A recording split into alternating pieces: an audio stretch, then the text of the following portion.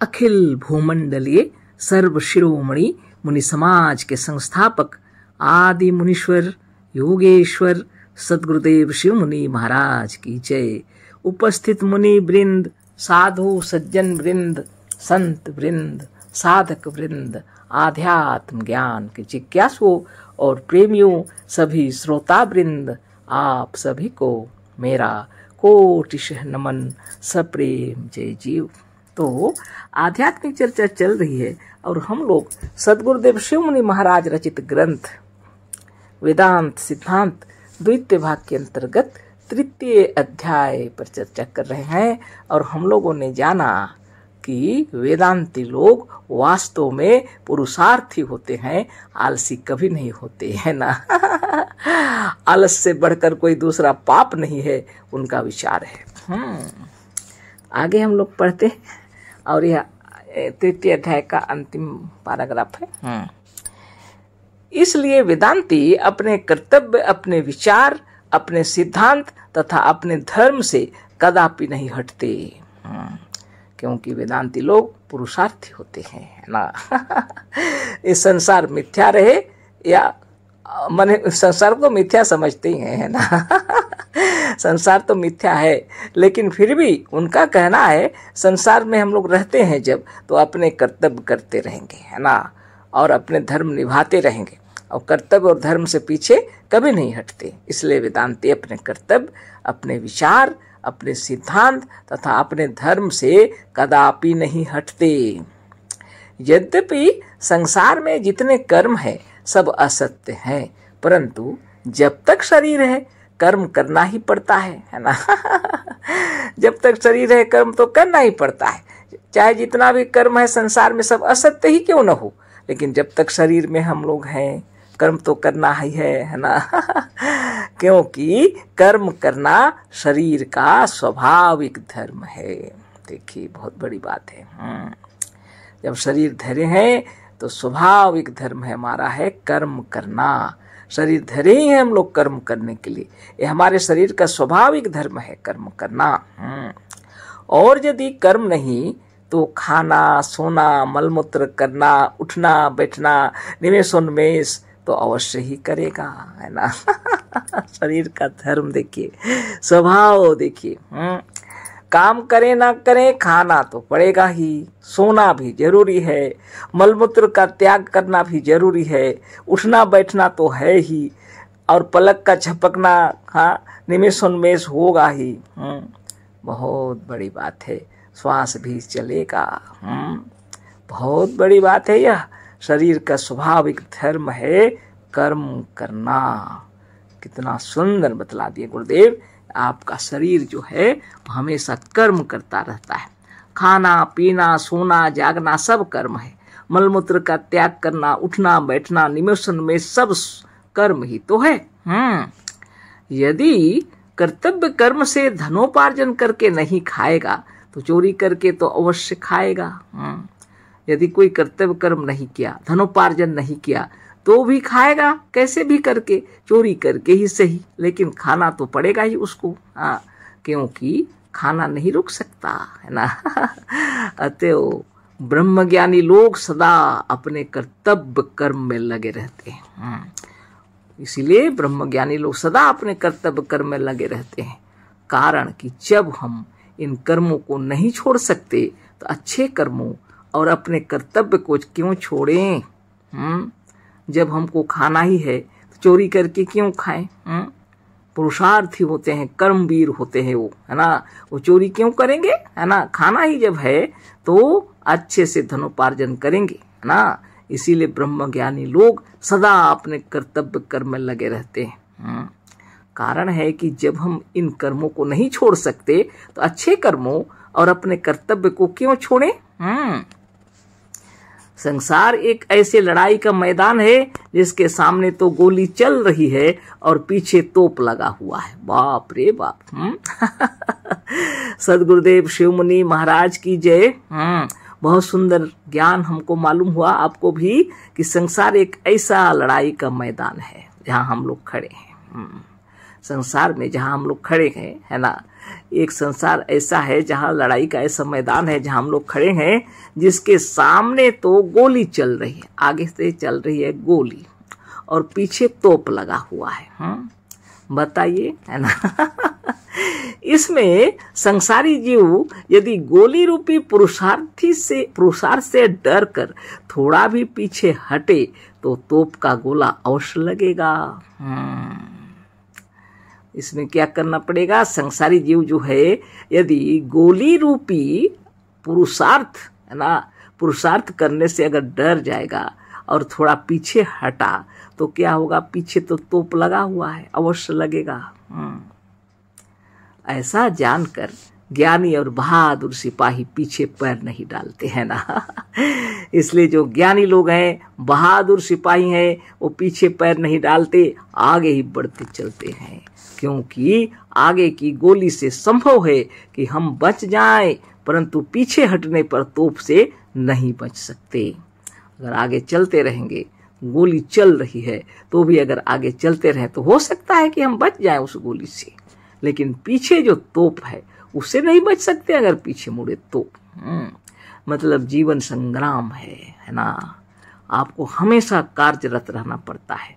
अगर अच्छे कार्य करते रहेंगे तो संभव है कि आप पार निकल जाएं, है ना। और अगर इसी में फंस गए और कर्तव्य भी नहीं किए, है ना, तो बहुत कष्टों में जूझना पड़ेगा आपको।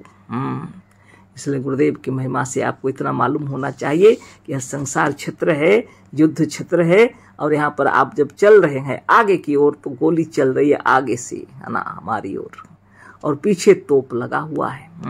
अगर आगे चलते रहेंगे तो हो सकती है गोली से बच जाए, पीछे अगर आए तो तोप चल रहा। बताइए कैसे बचें? यानी कहने का मतलब यह है कि बिना कर्म किए बच नहीं सकते, है ना। और किसने बनाया है सब कुछ? आपके आत्मदेव ने, हमारी आत्मदेव ने। इस आत्मदेव की महिमा से ऐसा बना हुआ है संसार। बाप रे, कितनी महिमा है आत्मा की, हाँ। कितनी महिमा, बाप रे बाप। इसलिए गोस्वामी जी भी कहते हैं, कर्म प्रधान विश्व करी राखा, जो जस करे सो तस फल चाखा। सबकी आत्मा महान है और इतना सुंदर नियम बना हुआ है। कर्म करना है, अच्छे कर्म करेंगे तो अच्छा फल, बुरा कर्म करेंगे तो बुरा फल। इसको कोई रोक टोक नहीं है, वह कर्म मिलेगा ही मिलेगा। अच्छे कर्मों का फल अच्छा और बुरे कर्मों का फल बुरा, क्योंकि यह कर्म प्रधान है। विश्व के अंदर ऐसा नियम बनाया हुआ है ना। कर्म प्रधान विश्व करी राखा, है ना। जो जस करे सो तस फल चाखा। किसने बनाया? आत्मदेव ने बनाया। सबकी आत्मा की महिमा से यह बना हुआ है। बराबर का हिसाब किताब है। हाँ, जो जितना कर्म करेगा उतना फल पाएगा। हाँ, अच्छे कर्म का फल अच्छा और बुरे कर्म का फल बुरा। तो आत्मज्ञानी योगी लोग पुरुषार्थी होते हैं, आलसी नहीं, चोर नहीं, है ना। चोरी करके खाना है कि आपको परिश्रम करके खाना है? बुरे कर्म में आप लिप्त रहेंगे या अच्छे कर्म करके आगे बढ़ेंगे, या आपके ऊपर निर्भर करता है। क्योंकि कर्म प्रधान है विश्व, है ना। और साथ में आपका शरीर भी, इसका स्वभाव ही ऐसा है, कर्म तो करेगा ही, क्योंकि कुछ भी काम नहीं करेंगे फिर भी खाना पीना सोना जागना, हाँ, जरूरी है। निमेष उन्मेष हो रहे हैं। बाप रे बाप, क्या बात है। आपको सोचना पड़ेगा।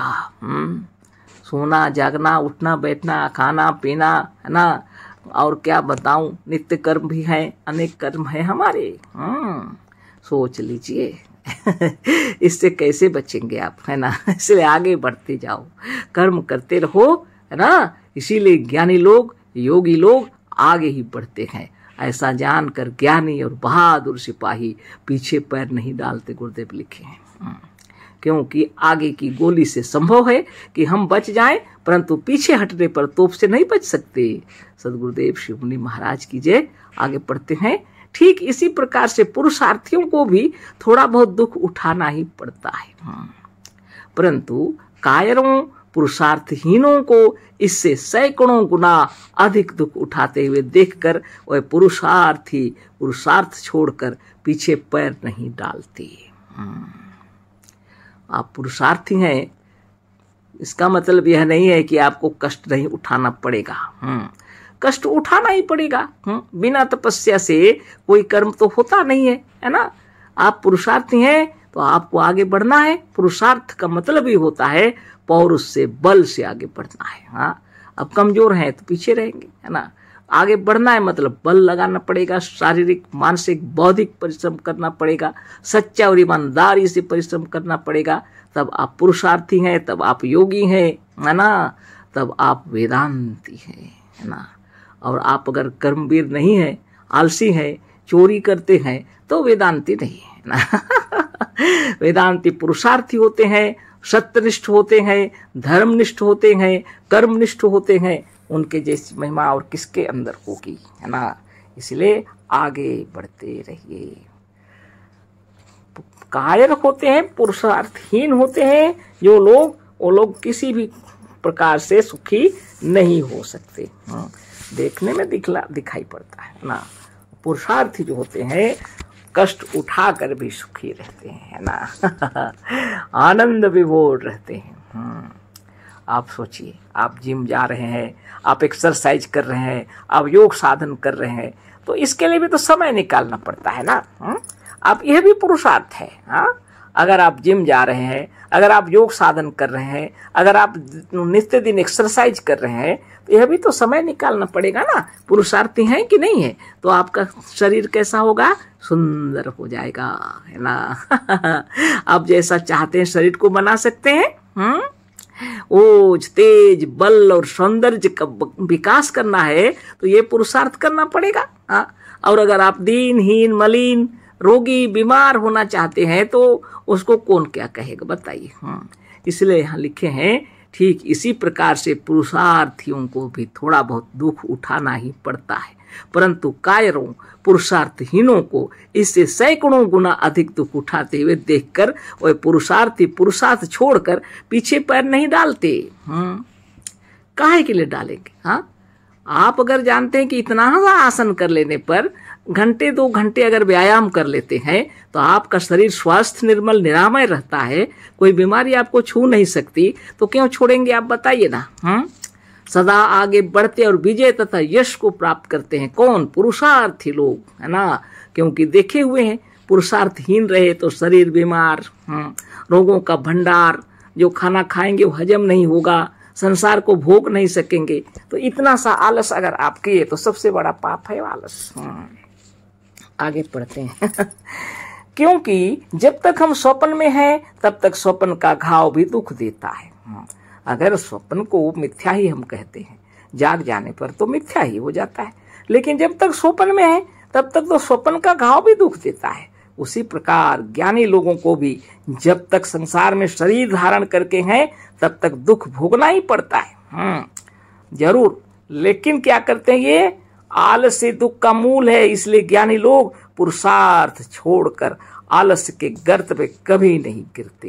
हाँ, ये है विद्वान लोग, है ना। जब तक शरीर धारण किए हैं, संसार में है, दुख तो भोगना ही पड़ेगा। तो अच्छा दुख क्यों ना भोगें। क्यों एक्सरसाइज नहीं करेंगे, क्यों योगाभ्यास नहीं करेंगे, क्यों जिम में नहीं जाएंगे, क्यों योग व्यायाम नहीं करेंगे। हाँ, अवश्य करेंगे। और क्यों कठिन परिश्रम नहीं करेंगे, जिससे हमारा धनोपार्जन भी करना है, परिवार अच्छा रहे, शांति से हम लोग रहेंगे ना। धन दौलत भी चाहिए, हाँ, शरीर भी स्वस्थ चाहिए, है कि नहीं। इसलिए ज्ञानी लोग पुरुषार्थ छोड़कर आलस्य के गर्त में कभी नहीं गिरते।